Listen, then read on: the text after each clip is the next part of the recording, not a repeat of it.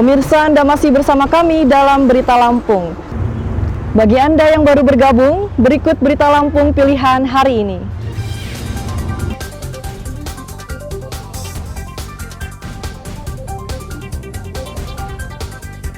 Kawanan perampok bersenjata tajam yang mengeroyok pegawai agen ATM Mini di Lampung Selatan babak belur dihakimi massa.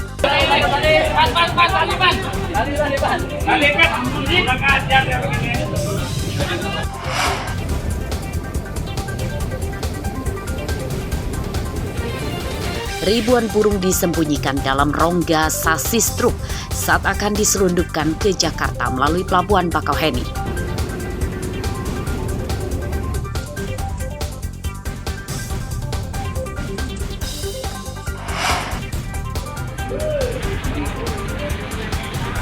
Belasan motor disita polisi dalam operasi keselamatan Krakatau di Jalan Sumatera, lintas timur Tulang Pawang.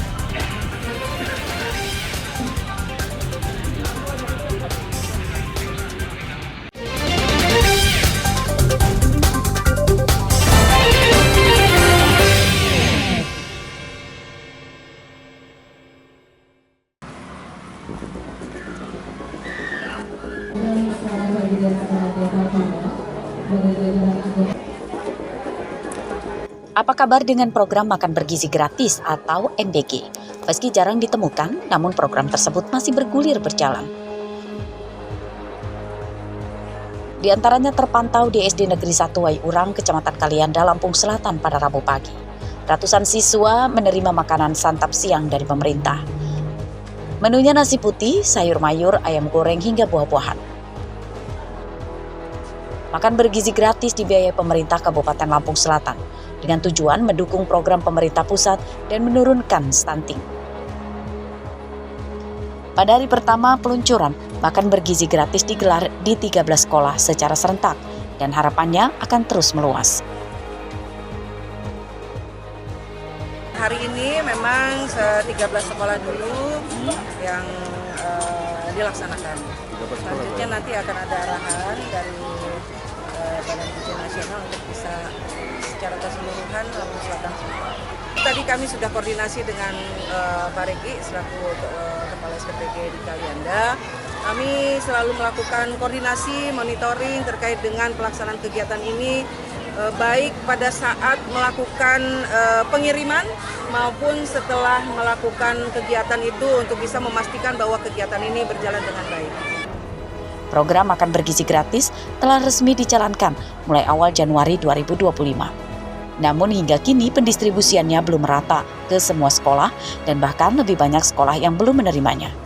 Para siswa berharap makan bergizi gratis segera datang karena telah resmi dibiayai pemerintah yang seharusnya jadi hak semua siswa mendapatkannya. Ari Susanto melaporkan dari Lampung Selatan.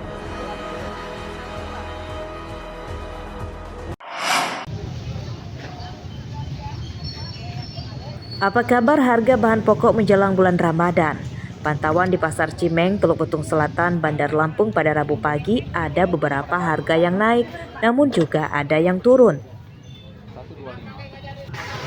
Harga yang naik diantaranya adalah bawang putih yang kini tembus Rp40.000. Harga tersebut naik Rp3.000 dibanding 3 hari lalu yang di kisaran Rp37.000 per kilogram. Lalu harga cabai rawit yang naik drastis yang sebelumnya Rp50.000 kini jadi Rp70.000 per kilogram.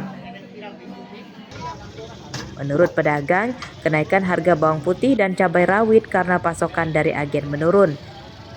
Sedangkan untuk harga bawang merah turun dari Rp35.000 kini jadi Rp30.000 per kilogram.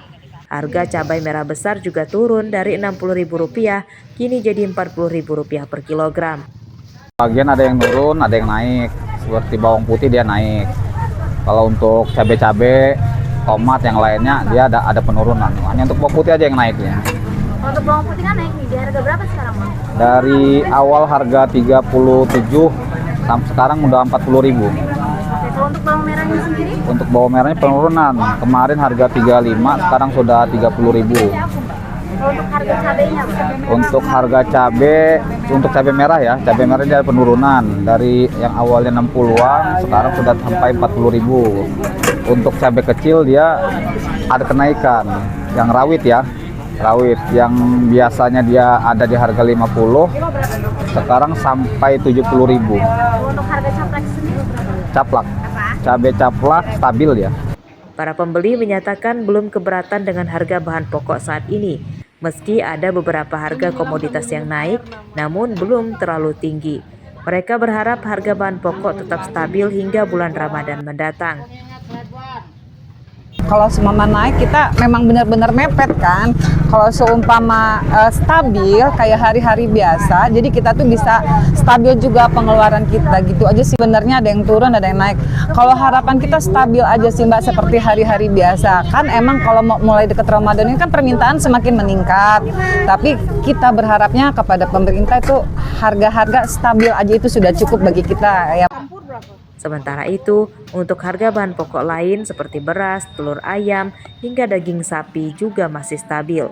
Harga beras masih di kisaran Rp12 hingga Rp15.000 per kilogram. Harga telur Rp28.000 per kilogram dan harga daging sapi Rp130.000 per kilogram. Jeffrey Arifin melaporkan dari Bandar Lampung.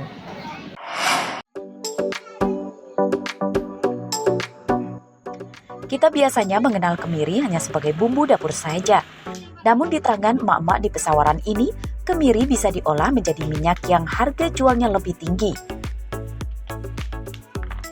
Pembuatan minyak kemiri itu dilakukan anggota kelompok wanita tani atau KWT Dusun Pujo Rahayu, Desa Banjaran, Kecamatan Padang Cermit. Sejak 2 tahun lalu, mereka mulai memproduksi minyak kemiri secara swakelola. Pembuatannya mereka lakukan secara tradisional. Kemiri yang sudah dikumpulkan, lalu dijemur, dan setelah kering direbus selama 10 menit. Kemiri yang sudah dikupas, lalu digiling dan diperas secara manual. Hasil perasannya lalu dimasak dan diendapkan selama sekitar 3 malam. Baru setelah itu bisa dikemas. Minyak kemiri kemasan 100 ml dijual Rp25.000 dan dititipkan ke apotik atau dijual secara daring. Kita paling susah itu di ini alat perasnya gini. Masih memerasnya masih manual. Kita kan kemungkinan di sini masih ada minyak yang tersisa, terbuang. Makanya ya yang masih paling susah di situ. Kita penjualannya ke apotek, kita langsung ke koperasi, kita langsung ada yang melalui pesan langsung juga bisa. Buah kemiri didapat dari kawasan hutan register 20 Pesawaran. Selain kemiri, warga juga memanfaatkan beberapa komoditas lain seperti kapulaga, cengkeh, pala, hingga durian. Anggota kelompok tani ini untuk memanfaatkan hasil-hasil tanaman yang ada di sini, dan juga kami ingin juga gimana hasil-hasil tanaman di sini itu menjadi sebuah produk yang bisa mempunyai nilai jual yang tinggi gitu. Membuat minyak kemiri, yang dari kemiri dibuat minyaknya, terus cangkangnya kita buat briket ya untuk pengganti kayu bakar. Nah, memang dari sisi teknologinya memang belum cukup optimal. Nah, ini kami baru secara pendampingan nanti kita bisa bekerja sama dengan tim Unila. Manfaat minyak kemiri dikenal untuk mengatasi rambut rontok hingga merawat keremajaan kulit. Selain minyak kemiri, kelompok tani Desa Banjaran juga membuat bahan bakar briket dari kulit buah kemiri. Kekayaan sumber daya alam yang melimpah sejatinya berbanding lurus dengan sumber daya manusia yang produktif dan juga inovatif, sehingga ekosistem usaha tani yang berkelanjutan dapat tercipta, seperti pengelolaan hutan kemasyarakatan di daerah ini. Bukan saja fungsi ekonomi, namun juga fungsi sosial dan juga fungsi ekologi dapat tercipta. Fitri Amalia melaporkan.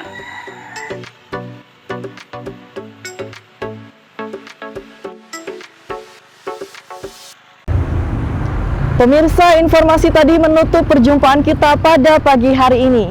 Saya, Ade Anissa, beserta tim redaksi yang bertugas berterima kasih. Selamat beraktivitas dan sampai jumpa.